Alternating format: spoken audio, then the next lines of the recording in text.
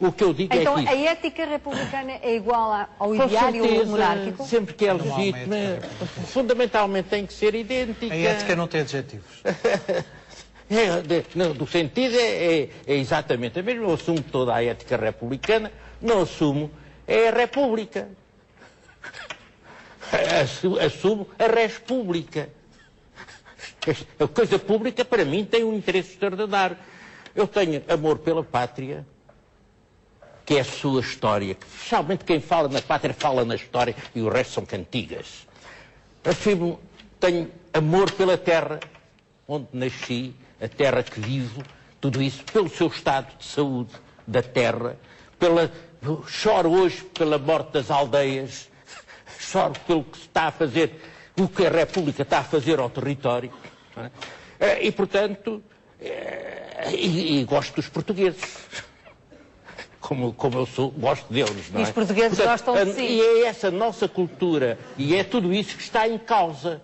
E a menor maneira de defender todo este conjunto, para mim, é de facto a República com o rei. Se for ele o rei, se calhar é mais fácil. Porque o rei... O que é que acha? O rei garante a continuidade. Os portugueses gostam de Ribeiro Teles. Gostam, claro. Isso não tem qualquer dúvida.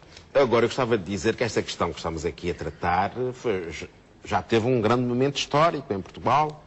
Em 1880, houve umas comemorações muito importantes, que foram as comemorações de louvor a Luís de Camões, não é assim?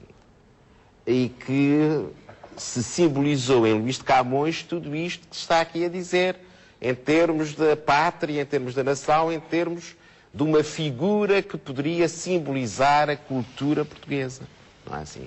Não a figura de um rei, nem sequer a figura de um herói no sentido tradicional, mas quase de uma maneira pioneira e moderna, a figura de um homem de letras, de um poeta, não é assim? Que simbolizou aquilo que na altura se percebeu que era o símbolo da cultura portuguesa. Ainda hoje, o dia 10 de junho, é o dia de Camões, não é assim? Depois, em relação aos afetos, eu não percebo como é que é o laço pessoal de casamentos que, por natureza, têm que ser casamentos de conveniência, embora na última fase dos monarcas a coisa esteja... Já está a passar na história, é isso, doutor. Mas repare, no início, na raiz, não é assim, a família era uma família contratual. Não é assim? Mas ainda hoje muita gente defende que o contrato é importante. Mas então podemos falar do afeto e depois não queremos discutir o lado inicial da constituição dessas famílias, que era um lado contratual, puro e duro de poder? É proibido. Miguel Otto, é proibido? O afeto é que deve primar quando era uma família artificial. Deixa eu responder. Foi ele que invocou ali a família. É evidente que estou de acordo também, mas sei que o Sr. Professor também está a levantar a questão numa ótica, digamos, provocatória.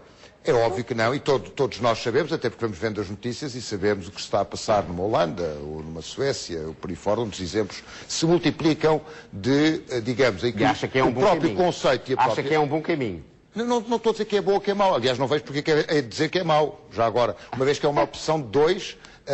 e que, desse ponto de vista, não só foi livre, como, inclusivamente, o povo de cada um desses reinos o aceitou, uns muito bem, outros eventualmente menos bem, mas isso é um assunto interno. Não acho que seja uma cedência. Deixe-me só já agora dizer o seguinte. O que é essencial é que essa escolha se dê e que o novo contexto permita que isso aconteça, e não só permita que isso aconteça, como seja, aliás, um assunto considerado relevante nesses países. Isso é que se calhar não é uma manipulação. Traz para aquilo que aqui estamos a falar, que é uma das dimensões, é evidente que a dimensão da liberdade que foi aqui levantada, e bem, é evidente que a dimensão da liberdade é um valor absolutamente essencial e fundamental. Mas uma liberdade sem afetos é uma coisa oca. E, portanto, a questão dos afetos, reproduzida agora nessa caricatura que o professor Medeiros Ferreira está a colocar, para mim até levanta a questão essencial, que é, houve um casamento que foi absolutamente livre, de conveniência não tinha nada. E o que é facto é que, em Portugal, a carência é justamente essa. Tanto que em povos como na Holanda, que para mim é um dos paradigmas até da provocação, em muitas dimensões sociais já agora. O que é facto é que esse casamento se deu, o que o povo o interpreta como sendo não só legítimo, como perfeitamente razoável, e se está bem com isso, e se revê bem nessas dimensões.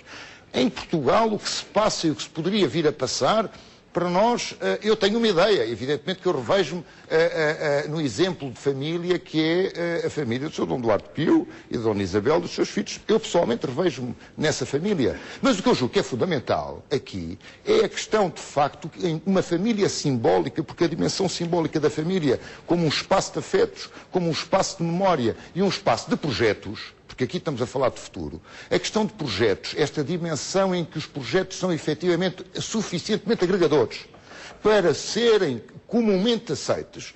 E isso é muito diferente do que temos estado a assistir nos últimos anos em Portugal, em que a fragilidade das fraturas, ou melhor, a fragilidade provocada por essas múltiplas fraturas que temos, já aqui se falou dos partidos, já se falou de outras dimensões, tem provocado que a maioria dos projetos de relevância efetiva não estão a ser conseguidos concretizar. E poderíamos começar nas dimensões económicas, como poderíamos passar para as dimensões sociais. O que é facto é que não estão a ser conseguidas passar, não estão a ser conseguidas implementar, porque, na minha opinião, falta efetivamente essa dimensão da comunidade, o sentido da agregação suficiente, da afetividade que sentimos por uma comunidade que começa na família e que vai, no nosso caso, até à nação portuguesa. Para terminar, e depois António Costa Pinto, e vão-lhe chegando o microfone, por favor. Pois eu acho que a República, pelo contrário, promove e necessita mais de considerar aquilo que foi dito aqui como o amor à pátria. Quer dizer, o amor à pátria é que é o grande afeto republicano. Não é? E é um afeto republicano que não... Um bocado em desuso. Não subordina... Não. Se eu bem percebo o ressurgimento da ideia monárquica em Portugal, neste momento, ela faz-se com diferentes perspectivas, e estamos aqui, de certa maneira, também a celebrar a sua eleição como Presidente da Causa Real, mas faz, quanto a mim, porque há esta percepção, já se falou aqui várias vezes da União Europeia, e eu tomei nota, não é?